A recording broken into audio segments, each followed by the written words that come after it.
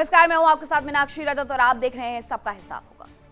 Middle east में तीसरे विश्व युद्ध का अलार्म बज चुका है। इजराइल चारों तरफ से खतरनाक चक्रव्यूह में घिर गया है और इस बार जंग की जो नई आग भड़की है उसने अमेरिका के राष्ट्रपति डोनाल्ड ट्रंप की रातों की नींद को उड़ा दिया है। 18 अगस्त को इजराइल ने सीरिया पर एक ऐसा आत्मघाती हमला किया जिसने नेटो के सबसे ताकतवर देशों में से एक तुर्की को आग बबूला कर दिया है। सीरिया पर इजरायली हमले के बाद तुर्की ने साफ कह दिया कि अब बिल्कुल भी बर्दाश्त नहीं किया जाएगा। तुर्की ने सीरिया बॉर्डर पर अपनी सैन्य तैनाती को दोगुना करने की तैयारी कर ली है। अब जरा आपको कुछ तस्वीरें दिखा देती हूं कि तुर्की अंधेरे में सीरिया में भारी मात्रा में हथियार सिस्टम तैनात कर रहा है और ये हथियार तुर्की की खुफिया एजेंसी MIT की देखरेख में भेजे गए हैं। तो अब तस्वीरें आपको दिखाती हूं। सीरिया में तुर्की की सैन्य तैनाती की ये तस्वीरें सामने आई हैं, जहां बताया ये जा रहा है कल दरअसल एक हमला होता है। इजराइल की तरफ से 2 फाइटर जेट भेजे जाते हैं। सीरिया के एयरबेस को निशाना बनाया जाता है, वो भी उनके एयर स्पेस में घुस करके। वजह थी तुर्की की होने वाली तैनाती। तुर्की ने तैनाती की नहीं थी, लेकिन उसके पहले इजराइल की तरफ से बड़ा हमला कर दिया गया। अब तुर्की आग बबूला है, इसलिए उसने यहां पर सैन्य तैनाती करने की बात कर दी है और सीरिया में तुर्की ने अपना सैन्य अभियान शुरू करके वहां अपनी सेनाओं को भेज करके ये बता दिया है इजराइल को कि अब हम डरने वाले नहीं हैं। तो अब सीधा सा संदेश ये है कि अगर इजराइल ने दोबारा से सीरिया की तरफ आंख उठा करके भी देखा तो तुर्की उसे बारूदी जवाब देगा। इजराइल के सिर पर इस वक्त जंग का ऐसा फितूर चढ़ा है कि उसे बर्बादी की तरफ ले जाया जा रहा है। इजराइल का पहले से फिलिस्तीन के साथ खूनी जंग चल रही है, फिर ईरान के साथ उसने मोर्चा खोल दिया है और अब सीरिया पर हमला करके इजराइल ने सीधे सीधे तुर्की से दुश्मनी मोल ले ली है। अब आपको बताती हूं कि कैसे वर्ल्ड वॉर 3 का सीन बन रहा है।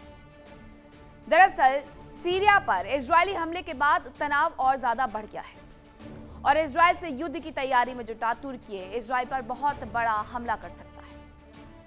सीरिया में तुर्की की बड़ी संख्या में वेपन सिस्टम तैनात किए गए। तुर्की की खुफिया एजेंसी MIT की देखरेख में हथियार भेजे गए हैं। इजरायली हमले के बाद पाक दौरे पर सीरिया के विदेश मंत्री पहुंच गए हैं और 19 सालों के बाद किसी सीरियाई मंत्री की पाकिस्तान यात्रा देखने को मिली है। सीरिया के विदेश मंत्री ने पाकिस्तान के विदेश मंत्री से मुलाकात की। पाकिस्तान ने सीरिया पर इजरायली हमले की निंदा की है। अब बड़ा सवाल यह है कि क्या इजराइल से जंग की संभावना में सीरिया का साथ पाकिस्तान देगा? अचानक से यह दौरा क्यों हुआ है? क्या सीरिया भी अब इस्लामिक नेटो, जो अभी तक तुर्की, पाकिस्तान और सऊदी अरब के बीच में हमने देखा है, उसका अगला साथी बन जाएगा? यह भी सवाल है। लेकिन इस पूरी कहानी में सबसे बड़ा ट्विस्ट अमेरिका का यू टर्न है। जिस अमेरिका के दम पर इजराइल मिडिल ईस्ट में दादागिरी दिखाता था, आज वही अमेरिका इजराइल की इस बेवकूफी से पल्ला झाड़ रहा है। अमेरिका ने इस हमले की निंदा की और खुद को इस विवाद से दूर कर लिया है। इजराइल पर अमेरिका ने किस तरीके से किनारा किया है, अब आपको वो बताती हूं। अमेरिका ने सीरिया पर हमले की निंदा कर दी है और इजरायली हमले को बेवजह का तनाव बढ़ाने वाला करार दे दिया है। सिर्फ निंदा की है। इजराइल तुर्की सीरिया में संतुलन बनाने की कोशिश में है। यूएस विवादों को वार्ता के जरिए सुलझाने की कोशिश भी की जा रही है यूएस की तरफ से। उनका कहना है कि आपको बातचीत के माध्यम से समाधान निकालना चाहिए। हालांकि दूसरी तरफ यूएस चिंतित है इजराइल के खिलाफ तुर्की की एंट्री से और तुर्की पर इजरायली हमला हो गया तो नेटो के खिलाफ इसे माना जाएगा और फिर ना चाहते हुए भी अमेरिका को इजराइल के सामने खड़ा होना होगा। डोनाल्ड ट्रंप के सामने भारी धर्म संकट है।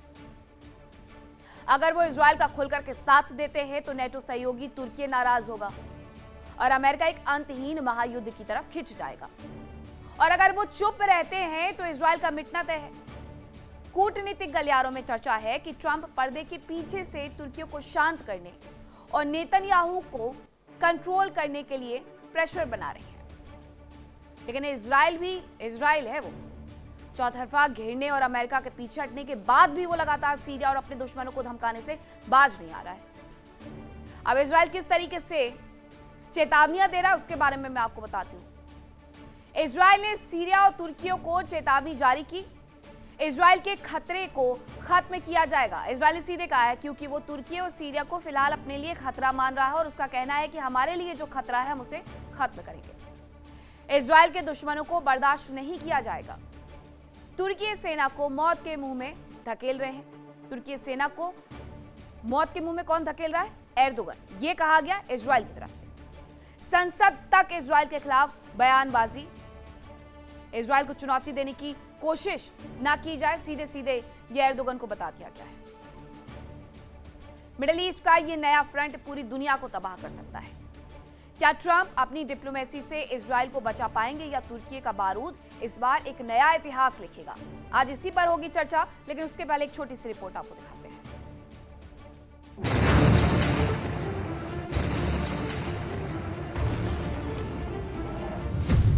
मिडिल ईस्ट में जंग का नया फ्रंट, क्या करेंगे डोनाल्ड ट्रंप?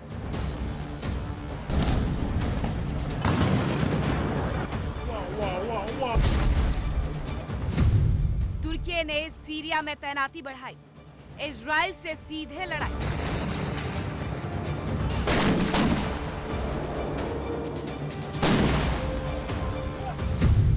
नेतन्याहू के चक्कर में ट्रंप बुरे फंसे, दोस्तों से बिगड़ेंगे रिश्ते।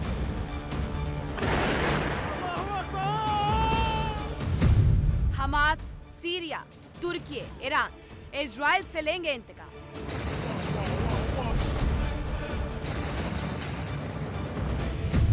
उन्नीस साल बाद आए सीरियाई नेता, पाक किसका साथ देगा?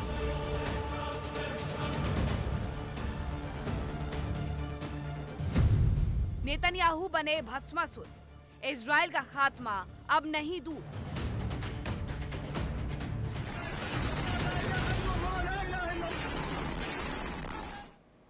अब चर्चा की शुरुआत करूं, लेकिन उसके पहले बड़ा सवाल यह है कि क्या सीरिया पर तुर्की और इजराइल की तनातनी से अमेरिका और पाकिस्तान का सिर दर्द एक बार फिर से बढ़ने वाला है? अब कौन कौन से मेहमान चर्चा में मेरे साथ शामिल हो रहे हैं, आपका परिचय करवाती हूँ। मेरे साथ जुड़ रहे हैं लेफ्टिनेंट कर्नल जे.एस. सोडी, रक्षा विशेषज्ञ हैं। ग्रुप कैप्टन आशीष सहाय, रक्षा विशेषज्ञ हैं। इसके साथ ही विदेश मामलों के जानकार रोहित शर्मा जी हमारे साथ जुड़ रहे हैं और ईरान मामलों के जानकार प्रोफेसर मनोज कुमार हमारे साथ जुड़ रहे हैं। सभी मेहमान मेरे साथ हैं। सबसे पहले आप ही से मैं समझना चाहूंगी, ग्रुप कैप्टन आशीष सहाय जी, की कल जो 2 फाइटर जेट्स भेजे गए थे सीरिया में हमला करने के लिए, तब तक ये कहा गया था कि तुर्की अपनी तैनाती करने वाला है, लेकिन तुर्की अब खफा होकर के दोगुना तैनाती की बात कर रहा है और उसने अपने जवानों को भेजना शुरू कर दिया है, जैसा तस्वीरों में भी नजर आया है। तो क्या सच में तुर्की इजराइल से फुल स्केल वॉर लड़ने के मूड में आ गया है? जैन, तुर्की सेना भेजना चाह रहा है और वो जो विजुअल्स हम देख रहे हैं वो शायद थोड़े पुराने हो सकते हैं, क्योंकि ये काफी समय से चल रहा था। एग्जिस्टिंग जो अंडरस्टैंडिंग है सीरिया की नई गवर्नमेंट जो 1.5 साल पुरानी है और इजराइल, इनके बीच की अंडरस्टैंडिंग है स्टेटस को, जो भी मिलिट्री पोजीशनिंग्स हैं उनमें कोई चेंजेस नहीं किए जाएंगे और कोई नई एलिमेंट, कोई नया सेना का दल, चाहे वो तुर्की का हो, ईरान का हो, वो सीरिया में परमिट नहीं होगा। ये आधिकारिक तौर पे सीरिया और इजराइल के बीच का एक पैक्ट है। इसके बावजूद तुर्की जो एम्बिशन रखता है to replace Iran in the gulf और इन दिस रीजन, वो ईरान की जगह पे आना चाहता है। वो मसल्स फ्लेक्स कर रहे हैं, अमेरिका से क्लोज जा रहे हैं, रशिया से S-400 लिए हैं, अब उन्हें अमेरिका से F-35 चाहिए। They have very big ambitions to dominate the area. ये सब इजराइल फोकस्ड है, इसमें कोई डाउट नहीं है। तो over a period of time वो सीरिया को अपना बफर स्टेट बनाना चाहते हैं बिटवीन इजराइल एंड तुर्की, ताकि अगर इजराइल से कभी कोई हमला हो तुर्की के ऊपर, तो इजरायली हमले को सीरिया के आकाश में, सीरिया के आसमान में हैंडल किया जाएगा। इसी वजह से उनकी कोशिश है कि एयर डिफेंस सिस्टम्स यहाँ पे सीरिया के अंदर डिप्लॉय करें तुर्की, और साथ के साथ कुछ एयरफोर्स के एलिमेंट्स या एयरपोर्ट्स उनके कैप्चर करें। जिस हमले की हम बात कर रहे हैं मीनाक्षी, वो एक मिलिट्री एयरबेस था जो डिसयूज था और उसको रीएक्टिवेट, ऑपरेशनलाइज करने की मंशा थी तुर्की की, ऐसा इजराइल का मानना है। और उन्हें अच्छे से पता है आईडीएफ को कि अगर एक बार कोई ऐसा एयरबेस ऑपरेशनलाइज हो जाता है तो उसको काउंटर करना बहुत मुश्किल है। इसी वजह से ये pre-emptive strike, number 1। Number 2, Israel ने कैटेगरिकली बोला है कि इस हमले की सूचना तुर्की को दे दी गई थी, जो कि एक मैंडेटरी रिक्वायरमेंट है, क्योंकि आप एयर असॉल्ट कर रहे हैं एक ऐसे एरिया पे जो 60-70 किलोमीटर दूर है तुर्की से, एनिमी नेशन से।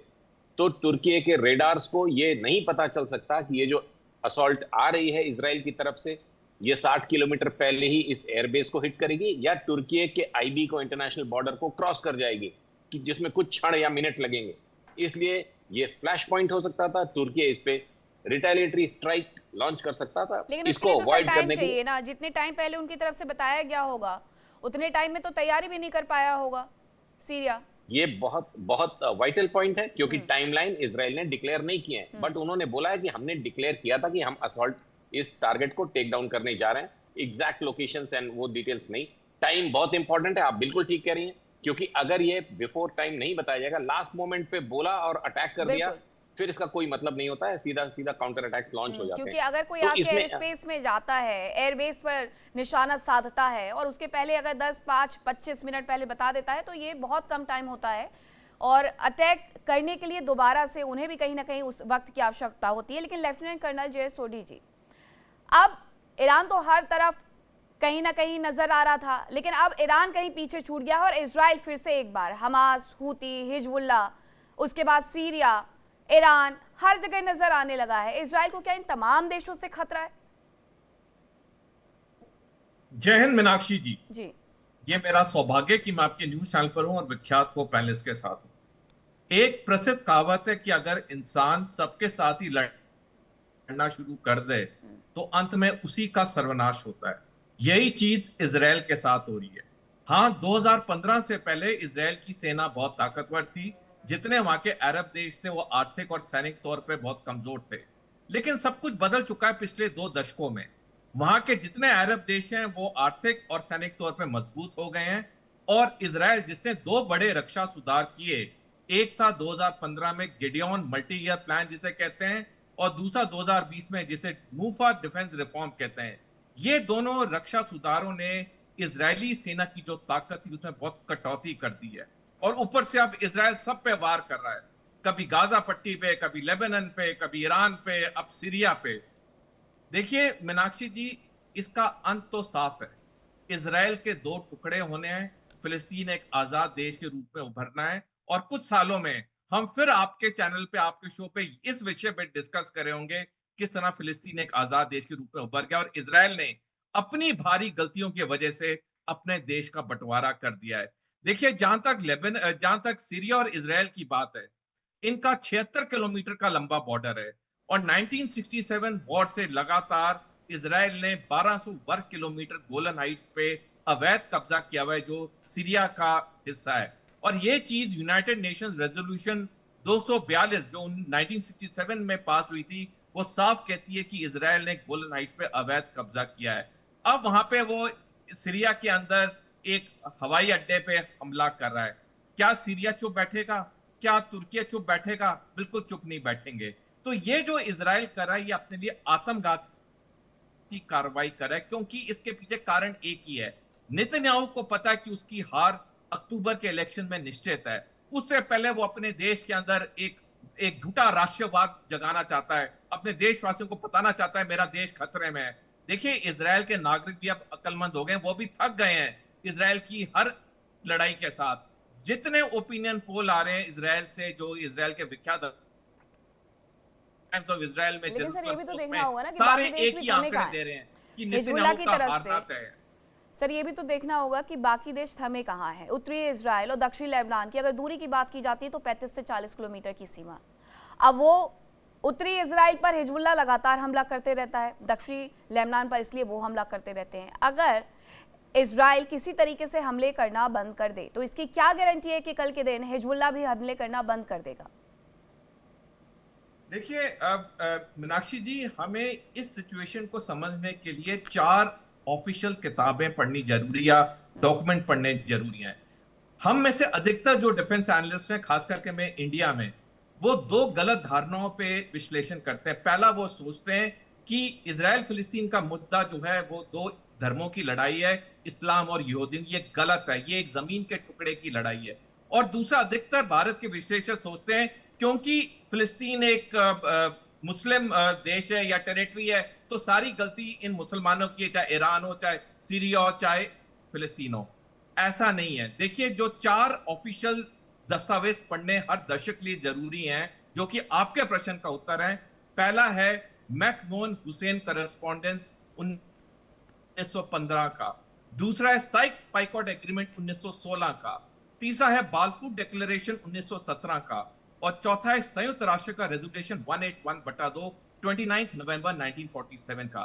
जब दर्शक ये 4 ऑफिशियल डॉक्यूमेंट पढ़ेंगे, उनको बिल्कुल क्लियर हो जाएगा कि ये फिलिस्तीन का मुद्दा क्या है। और जहां तक हिजबुल्लाह की बात है, हूती की बात है, हमस की बात है, जिस दिन 2 स्टेट सोल्यूशन होगा, जिस दिन फिलिस्तीन एक आजाद देश के रूप में उभरेगा, वहां पे शांति आ जाएगी। अन्यथा शांति नहीं आएगी। कभी सीरिया के साथ युद्ध, कभी यहाँ युद्ध, कभी वहां युद्ध में। एक और पीछे की वजह भी तो यही है ना कि इजराइल अगर यहूदी राष्ट्र है तो हर मुस्लिम राष्ट्र तो उससे भिड़ना चाहता है, लड़ना चाहता है, रोहित शर्मा जी। इसलिए भी ये मुस्लिम ब्रदरहुड और इसके साथ साथ वर्सेस यहूदी की लड़ाई नजर आती है। बहरहाल तुर्की कल तक कुछ नहीं कर रहा था, लेकिन आज वो अगर वहां पर तैनाती करना चाहता है तो क्या वो नहीं चाहता है कि एक फिर से इस्लामिक नेटो जो वो गढ़ने की कोशिश कर रहा है उसका राजा वो बन जाए, उसका सरताज वो बन जाए, इसलिए सीरिया को भी अपने साथ लाने की कोशिश कर रहा है?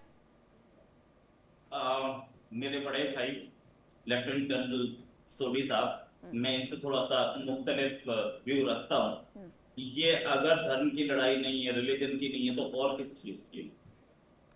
ये 1948 में ही इन्होंने बोला था इजरायलीज ने कि भाई आप अपना अलग पैलेस्टीन बना लो, हमें ये बीच का हिस्सा दे दो, हम यहाँ बना लेंगे। अच्छा, जमीन किसकी थी? ब्रिटेन की। आपकी इंडिया और पाकिस्तान, ये दोनों जमीन भी ब्रिटेन की थी। क्या पार्टीशन में कोई कुछ बोल पाया? इंडियन या पाकिस्तानी कोई कुछ बोल पाया? उन्होंने अपने हिसाब से किया। तो आप इंडिया में नहीं बोल पाए, लेकिन फिलिस्तीन को राइट है क्योंकि जमीन उनकी थी, तो इंडिया भी हमारा था। तो पार्टीशन कैसे हो गया? Because Britain own the land, both the sides. तो उनकी चली और ब्रिटेन ने दे दी। ब्रिटेन से पहले ऑटोमन एम्पायर की थी, फिलिस्तीन यहाँ कभी था नहीं। फिलिस्तीन एक जमाने में जब कॉन्सेप्ट आया वो रोमन कॉन्सेप्ट, रोमन्स का, उस समय इस्लामी नहीं था, तो फिलिस्तीन को कहा 48 में बोला कि आप अपनी ले लो, वेस्ट बैंक आपको चाहिए, गाजा आपको चाहिए, आप ले लो, बाकी का बीच का हिस्सा हमें दे दो। किसने मना किया? फिलिस्तीनियों ने। उसके बाद इजराइल ने बोला कि नहीं, चलो आप सारे के सारे हमारी नेशनलिटी ले लो। किसने मना किया? फिलिस्तीनियों ने। तो 2 स्टेट सॉल्यूशन मना कौन कर रहा था पहले दिन से? फिलिस्तीनी कर रहे थे। अच्छा, दूसरी चीज, ये फिलिस्तीनियों की लड़ाई इजिप्ट से क्यों नहीं होती? ये बाकी सब की लड़ाई इराक से क्यों नहीं होती, सीरिया से क्यों नहीं होती? ये सारे 67 वॉर में क्या हुआ? 12 अरब कंट्री इकट्ठे टूट के पड़े थे इजराइल। तो ये कोई रिलीजन की लड़ाई नहीं है, मैं नहीं मानता इसको। और 12 अरब कंट्री टूटे थे तो क्या हो गया था?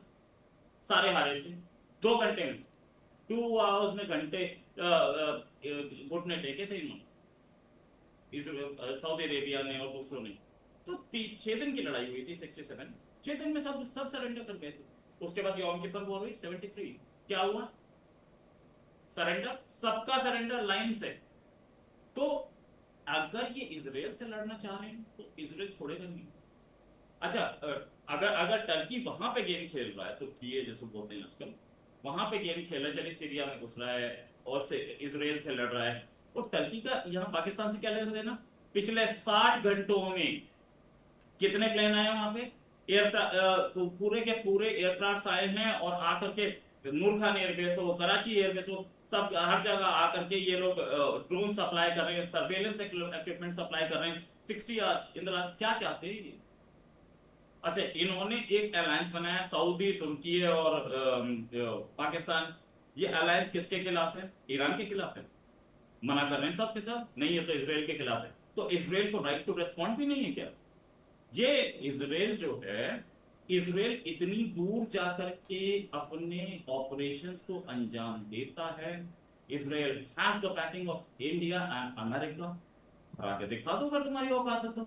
मारा ना, कल मारा ना, let Israel, let Turkey respond, let's see what happens. Golan Heights is a past, Golan Heights, West Bank सब पास्ट है। देखिए इंडिया डेली 24/7 अब आपकी स्मार्ट टीवी पर। इंडिया डेली मौजूद है सभी डिजिटल प्लेटफॉर्म पर लाइव और लगातार। इंडिया डेली 24/7 हर दिन राष्ट्र को समर्पित।